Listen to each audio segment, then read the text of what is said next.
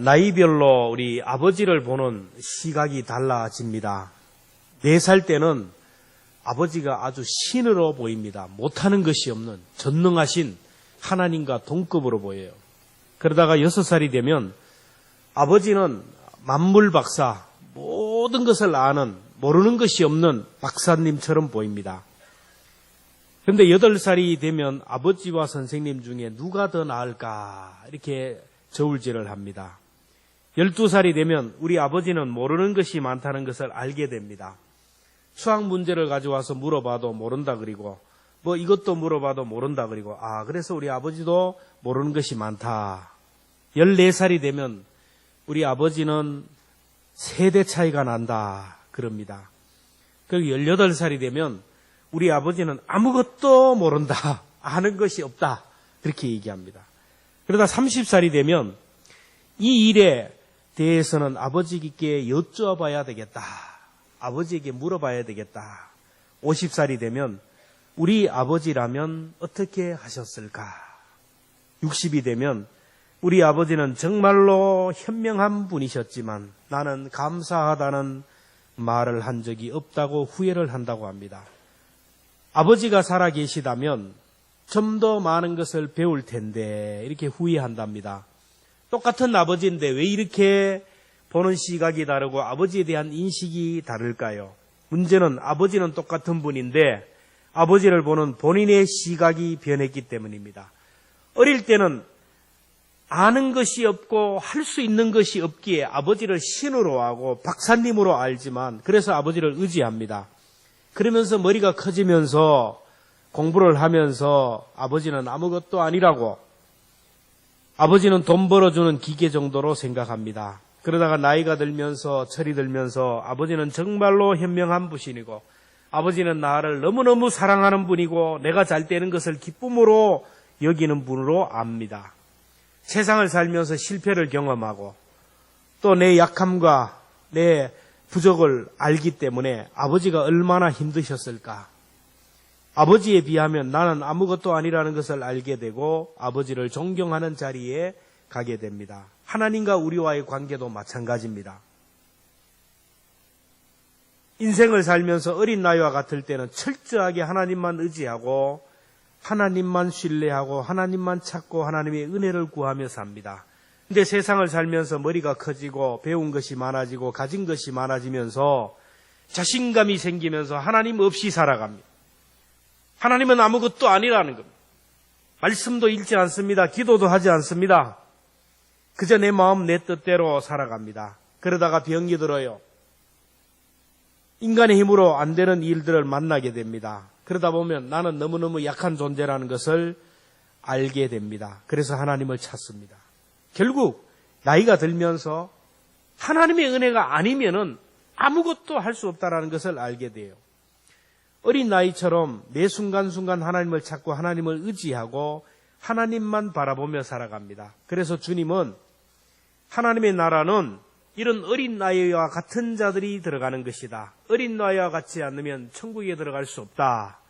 오늘은 어린이 주일인데 어린이들은 하나님 나라의 주인공이라고 했어요. 왜 어린이들을 하나님의 나라의 주인공이라고 했을까요? 어린이는 하나님만 의지하는 사람이에요. 하나님의 나라의 주인공은 하나님만 의지하는 사람. 이 아이들은 배운 것이 없어요. 지식이 없습니다. 아는 것이 없어요. 그래서 이 아이들은 사기를 칠지 모릅니다. 사기꾼들은 머리가 얼마나 좋은지 몰라요. 그 머리 좋은 것으로 다른 데를 쓰면 되는데 사기치는 데 써요. 아이들은 모르기 때문에 거짓말도 못해요. 힘이 없기 때문에 누구를 가서 공격할 수도 없고 상처를 줄 수도 없어요. 철저하게 부족하기 때문에 부모님을 의지합니다. 한순간이라도 부모님이 옆에 없으면 아이들은 불안해서 울게 됩니다. 아무리 좋은 음식을 줘도 아무리 좋은 장난감을 주고 아무리 좋은 것들이 있어도 부모님이 있기 때문에 사는 거예요. 부모님이 없는 순간에 모든 것들을 잊어버리고 불안하게 떨며 살아가는 거예요. 이게 하나님만 의지하는 사람이 천국에 간다라는 거예요.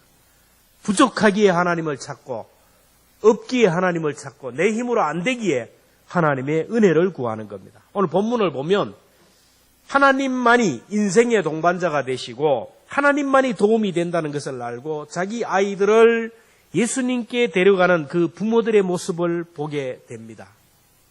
자기들이 인생을 살아보니까 내 힘으로 안 되는 것이 너무나 많고 내 능력으로 내 지혜로 안 되는 것이 너무나 많기에 전능하신 하나님을 만나게 하나님의 아들 예수님께 아이들을 데리고 오는 모습을 봐요. 믿음의 부모입니다.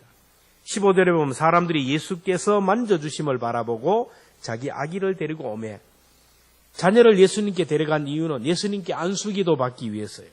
이스라엘 민족은 전통적으로 훌륭한 랍비나 훌륭한 인물이 오면 자녀들을 데리고 갑니다. 그래서 사람들에게 그분들에게 자녀들을 만져달라고 악수 좀 해달라고 축복해달라고 그리고 아이들에게 여기 훌륭한 분이 여기 있다. 너는 이분처럼 되어라. 이분처럼 훌륭한 사람이 되어라. 오늘 이 사람을 보여주는 겁니다. 그래서 예수님에게 많은 부모들이 아이들을 데리고 와서 만져달라고 안수기도 해달라고 간청합니다. 자녀를 사랑한다면 자녀를 주님께 인도하는 그런 사람이 되어야 돼요. 이 세상을 우리가 살아가면 살아갈수록 이 세상이 만만하지 않는다라는 것을 알게 됩니다. 내가 자녀를 사랑하지만 영원히 함께하지 못합니다. 그래서 전능하신 하나님 아버지께 인생의 동반자인 그 주님께 아이들을 맡겨야 돼요. 자녀를 키워보면 아이들과 함께하고 싶지 못할 때가 있어요. 부모의 품을 떠날 수밖에 없어요. 학교를 가든지 군대를 가든지 다 결혼을 하든지 떠납니다. 그러면 우리가 할 수 있는 것이 없기 때문에 이 아이들은 하나님의 자녀입니다. 하나님의 자녀이니 하나님이 맡아주시기를 원하며 하나님께 의탁하며 기도하면 마음의 평안이 생겨요. 주님이 이들의 손을 잡아주시고 주님이 이들과 동행하시고 주님이 이들을 책임져 주옵소서. 이렇게 아이들을 하나님께 맡기는 것이 중요합니다. 부모의 교육은 아무리 훌륭할지라도 임시적인 것이고 부모가 자녀를 도와주는다 한들만은 한계가 있어요. 눈 깜짝할 사이에 아이들이 커가지고 떠나버려요. 둥지를 떠나는 새처럼 떠나버립니다. 부모도 자녀를 떠나야 됩니다. 부모의 교육은 절대적일 수가 없습니다. 임시적입니다. 그러나 어제나 오늘이나 영원토록 함께 하시는 그 하나님은 아이들과 함께 한다라는 거예요. 그래서 그 아이들을 주님께 인도하는 것이 중요합니다. 정말로 자녀를 사랑하는 부모라면 그렇게 해야 돼요. 정말 뭔가 아는 사람들은 자녀들을 목사에게 데리고 와서 안수기도를 받고 합니다. 그 시간에 하나님이 은혜를 주신다는 것을 알기 때문에 그래요. 많은 경우에 부모들은 자녀들이 주님께 가는 것을 자꾸 막아요. 오늘 15절에 보면 사람들이 예수께서 만져주심을 바라보고 자기 어린 아이를 데리고 오매 제자들이 보고 꾸짖거늘 어디 많이 들어본 얘기죠. 애들은 가. 이게 말은 옛날에 약잔사들이 막 약을 팔다가 막 신기하게 막 사람을 모으기 위해서 쇼를 하면 이 아이들이 막 몰리거든. 그러면 애들 때문에 어른들이 안 되는 거야. 애들은 가. 왜? 있어봐야 이것들은 뭐 도움이 안 된다는 거죠. 돈이 없기 때문에 애들은 가. 집에 가서 발 닦고 자라는 것이죠. 오늘도 아이들이 예수님께 오는 것을 별로 좋아하지 않는 사람들이 많아요. 수련회 가라 그러면 학원에 가라 그리고 시험 기간에면 공부하라 그리고 지금 중요한 것은 공부고 성적이지 대학이지 교회가 도움이 안 된다라는 거예요. 오늘 우리는 하나님과 주님 사이를 연결하는 중재자가 돼야 돼요. 오늘 2부 예배하고 그리고 오후 예배는 우리 MD 사역 전문가가 이제 와서 우리 교회에서 오늘 2시간 수요일 연속 4시간 해서 하나님과 인간 사이를 중재하는 거기에 사역에 대해서 얘기할 겁니다. 오늘 1부 예배 마치고도 우리 중고등부도 그렇고 우리 교사들은 2부 예배에 꼭 참석하셔야 돼요. 하나님과 인간 사이를 중재하는 사람, 믿지 않는 사람과 믿는 사람을 중재하는 이런 중재자가 필요해요. 오늘 이 시대에 아이들이 본받을 사람이 없다라는 거예요. 누구를 존경하느냐? 우리 아이들에게 누구를 존경하느냐 물어보면 대답을 못해요. 그저 하는 말이 누구예요? 이순신 장군. 이순신 장군. 왜 이순신 장군이에요? 학교 가다가 가면 동상이 있으니까 세종대왕 밖에 없어요. 미국이 유명하고 유대인들이 유명한 것은 미국에 가면 알겠지만 동상이 너무너무 많아요. 그 사람의 과오가 다 있어요. 그러나 그 사람이 잘한 장점들, 공들을 기리는 기념관을 만들어서 거기에 가서 그 사람들을 보고 그 사람들을 본받을 수 있는 깃발을 만들어 놓아요. 근데 우리나라는 어떻게 해요? 동상이라는 동상은 다 부셔버리는 거예요. 과거의 역사를 다 지워버리는 거예요. 통째로 지워버려요. 그래서 존경할 인물이 없어요. 그래서 우리는 아이들에게 존경할 수 있는 인물들에게 중재를 해야 돼요. 변화된 사람들을 기록한 책을 만나야 되고 사상가를 만나게 해야 돼요. 성경을 읽게 하고 성경을 만나게 하고 하나님을 만나게 해야 돼요. 하나님의 나라의 주인공은 하나님만 의지하는 사람이에요. 그 다음에 하나님의 나라의 주인공은 아이처럼 말씀에 순종하는 사람입니다. 어린 아이들은 부모님의 말씀에 순종을 잘합니다. 이거 하세요 그러면 예, 순종을 잘해요. 천국은 하나님의 말씀에 순종하는 사람들이 들어가요. 우리나라에 살기 위해서는 우리나라 법을 지켜야 순종해야 살아요. 법을 어기면 경찰에 체포되고 교도소에 가요. 지금 수많은 교도소에 사람들이 들어가 있는데 법을 어기는 사람들이에요. 천국은 하나님의 말씀대로 살아야 됩니다. 마태복음 21장에 보면 나더러 주여 주여 하는 자마다 다 천국에 들어갈 것이 아니요 다만 하늘에 계신 내 아버지의 뜻대로 행하는 자라야 들어간다. 같이 읽어봅니다. 시작. 나더러 주여 주여 하는 자마다 다 천국에 들어가는 것이 아니요 다만 하늘에 계신 내 아버지의 뜻대로 행하는 자라야 들어가.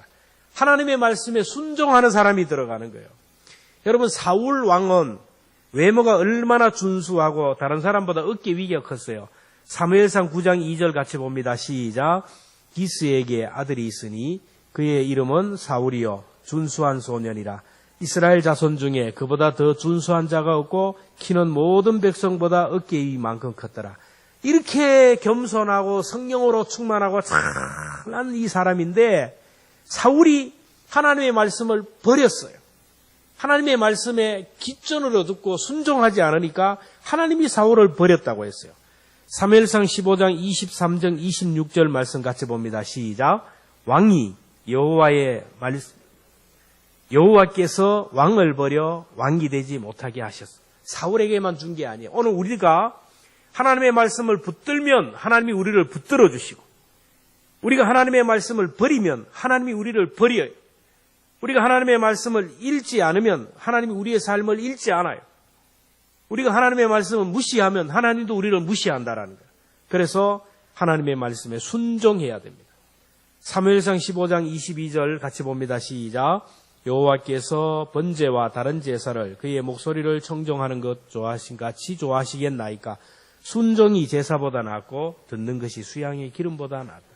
우리 하나님 앞에 나와 예배하고 찬송하고 기도하는 것도 좋지만 이것보다 더 중요한 것은 순종이에요. 순종. 하나님 앞에 나와 1시간 예배 드리지만은 오늘 우리에게 들려준 이 말씀을 순종하는 것을 하나님이 더 기뻐한다라는 거예요. 순종. 하나님의 말씀에 순종하면 하나님이 그 인생을 존귀하게 만들어요. 여러분 유대인이 얼마나 대단한 사람인지 알잖아요. 우리나라 노벨상 받은 사람이 누가 있어요? 예?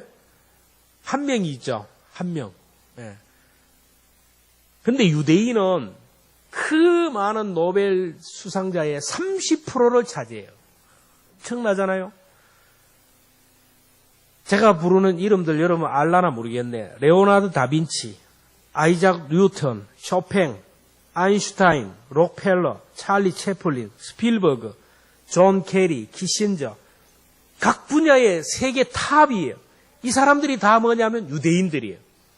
지금 전 세계 금융을 붙들고 있는 사람도 유대인이에요. 트럼프를 붙들고 있는 사람들도 유대인이에요.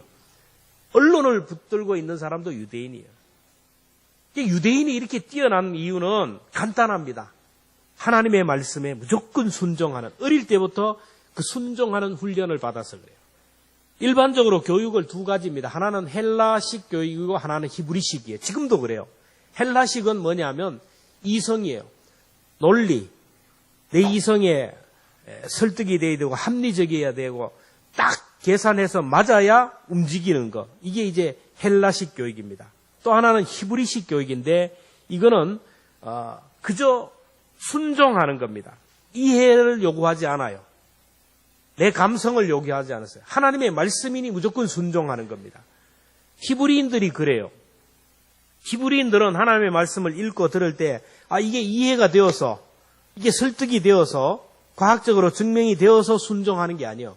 그들은 딱 하나 말씀이다. 이게 하나님의 말씀이냐 아니냐, 이게 전통이냐 아니냐, 이것만 딱 보고 하나님의 말씀이고 유대교의 장로의 전통이면 무조건 순종해요. 그래서 순종하고 나면 그 다음에 이제 그 순종의 결과로 이해가 되는 거예요. 이해가 돼요. 우리가 예수 믿는 것도 마찬가지예요. 우리의 부활을 믿는 것도 마찬가지, 신앙생활도 마찬가지예요. 우리가 뭐 어디 눈으로 봐서 천국을 봐서 믿습니까? 예수님이 눈에 보여서 믿는 거예요? 아니에요. 믿음으로 순종하니까 그 다음에는 자동적으로 되는 거예요. 자동적으로. 그래서 순종하는 법을 배워야 됩니다. 자녀들은 부모님의 말씀에 순종하는 것을 배워야 돼요. 어떤 사람들은 자녀들에게 막 물어보고 한다는 거예요. 네가 결정하고 네가 선택해라. 아이들에게 뭘 물어봐요? 아는 게 뭐가 있다고? 그런 게 아니에요. 신앙적으로도 지가 뭐 종교의 자유가 있는데 알아서 한대. 이거는 아이들을 포기하는 거예요. 그렇지가 않아요. 훈련을 시켜야 돼요. 훈련을 시켜야 돼요. 이 아이들도 마찬가지예요. 막 왕따를 당하면 옥상에 막 뛰어내리는 아이들 있잖아요. 자기가 수표면도 아닌데. 왕따를 당하고 자기가 인생을 살아가면서 너무 힘든 일을 만나면 막 죽고 싶은 마음이 있어요. 목사님도 그랬어요. 그런데 이 마음이 있으면 이걸 가지고 선생님을 만나 상담을 하거나 부모님을 만나 상담을 하면 문제는 간단하게 해결돼요. 선생님이나 부모님들은 이미 그 어려운 과정들을 다 경험했기 때문에 가서 상담하고 물어보면 다 해결이 돼야 돼요. 물어보면 돼요. 물어보면. 먹어봐야 되는 게 아닙니다. 물어보면 돼요. 그리고 마지막으로 하나님의 나라의 주인공은 따라합시다. 본받는 사람이 들어간다. 어린 나이들처럼 본받는 사람. 여러분, 아이들은 태어나면서부터 눈으로 귀로 듣고 오감을 통하여 배우면서 흉내를 내요. 말 못하는 사람 있죠? 말 못하는 사람. 그걸 뭐라 그러죠? 농아인이라 그러죠. 말을 못해요. 말 못하는 사람은 주로 말을 못하는 사람이 공통적으로 같이 청각에 장애가 옵니다. 이 구강 구조를 보면 말 못하는 사람이 입이 말을 못하는 사람으로, 혀가 말을 못하는 사람으로 태어난 게 아니에요. 정상입니다, 우리하고. 근데 뭐냐면은 귀가 안 들려요. 청각이 장애예요. 그러니까 들은 것이 없으니까 말을 못하는 것이죠. 말을 못하는 거예요. 근데 시각장애인들은 보이지 못하지만은 뭐냐면 듣기 때문에 말을 하게 되는 거예요. 얼마든지 말할 수 있는 입의 구조를 가지고 있지만 들은 것이 없기 때문에. 그래서 어릴 때 옹알이 하는 것도 부모님의 소리를 듣고 하는 거예요. 엄마 아빠 하는 것도 듣고 하는 거예요. 아이들이 자라면서 하는 게 다 이게 뭐냐면 학습이 학습. 부모를 따라하고 친구를 따라하고 훌륭한 사람을 따라하고 이걸 학습이고 모방이라고 합니다.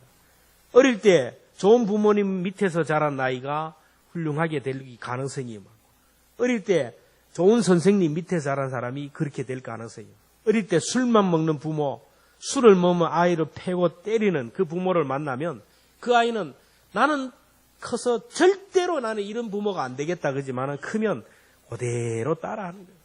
맹모 삼천지교라는 말이 있어요. 그렇죠? 아이를 공동묘지 옆에서 살았더니 아이가 눈만 뜨면 나가서 아이고 그걸 해요. 그래서 안 되겠다. 그래서 시장에 가니까 맨날 뭐라 그래요? 골라 하면서 막 장사놀이. 그래서 사당 옆에 가니까 아이가 책을 읽더라는 것이죠. 하나님의 자녀는 이 신앙적인 환경이 잘 돼야 돼요. 주일날은 하나님 앞에 나와 예배드려야 돼요. 목사님이 어릴 때는 주일 낮에도 예배드렸고 주일 오후에도 있었고 수요일도 있었어요. 그때는 주일 낮에도 가고 주일 오후에도 가고 수요일도 교회 학교가 있었어요. 지금은 어떻게 해요? 주일 낮이면 땡이야. 낮에도 간단하게 하면 끝나는 거예요. 그러니까 신앙적으로 점점 문제가 나요. 개천에서 욕난다는 말은 옛날 말이에요. 검사 집안에 검사가 나고 교수 집안에 교수가 나고 판사 집안에 판사가 나고 대통령 집안에 대통령이 나고 그래요. 뭘 보고 자라느냐에 따라 중요한 거예요.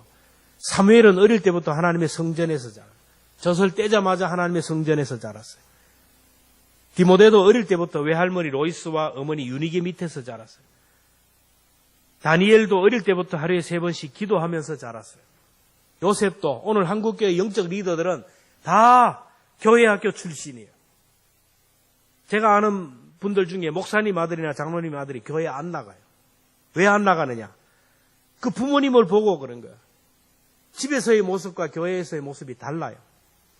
집에서 맨날 입만 열면 목사 욕을 하고 목사는 장로 욕을 하고 서로 욕을 하는, 그러니까 아이들이 뭐가 교회 가면 서로 사랑해야 되는데 그저 욕을 하고 싸우는 것만 보니까 그런 신앙생활 안 하겠다라는 거예요. 신앙은 본을 봐야 돼, 본을 봐야 돼. 그래서 부모들은 아이들에게 구제하는 것을 훈련시켜야 돼요.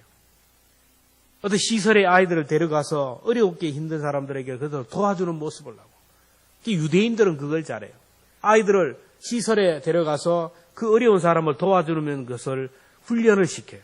거린이 오면 부모는 나가지 않고 아이들에게 돈을 주어서 나가서 구제를 하게 만들어요. 어릴 때부터 하나님 앞에 11조를 드리는 훈련을 시키는 거예요. 1년에 한 번씩 과원을 방문하게 합니다. 갈 때마다 아이들이 봉사의 기쁨, 그리고 누구를 용서하지 못해서 막 그런 아이들에게 용서할 수 있는 훈련을 시키는 거예요. 어릴 때부터. 그러니까 인물이 되는 거예요. 에브라임 링컨이 대통령 취임할 때 이 낡아 빠진 성경책을 가져와서 이렇게 얘기합니다. 이 어머니가 주신 이 성경책으로 오늘 내가 여기에 있습니다. 어머니가 주신 성경책이 자기를 대통령으로 만들었다는 이 사실 때문에 사람들이 충격을 받은 것이 아니라 에브라임 링컨을 그렇게 가르쳤던 사람이 계모였다라는 거예요. 자기 엄마가 아닌 계모였다라는 거예요. 자기가 낳은 자식이 아님에도 불구하고 링컨이 14세 때 세상을 떠날 때까지 그를 하나님의 말씀으로 키웠어요. 동네에 찾아오신 예수님, 그에게 아이를 데리고 온 부모님처럼 오늘 우리들도 아이들을 주님께로 인도하는 사람이 돼야 돼요. 그리고 우리 아이들도 철저하게 부모님을 의지하듯이 하나님만 의지해야 돼요. 그리고 하나님의 말씀에 전적으로 순종해야 됩니다. 그리고 하나님을 본받는 삶을 살면 앞으로 10년, 20년, 30년 후면 우리 앉아있는 자리가 달라질 것이고 우리의 운명이 달라진 것을 꼭 보게 되면서 하나님의 나라의 주인공이 저와 여러분들이 되기를 주님의 이름으로 축복합니다.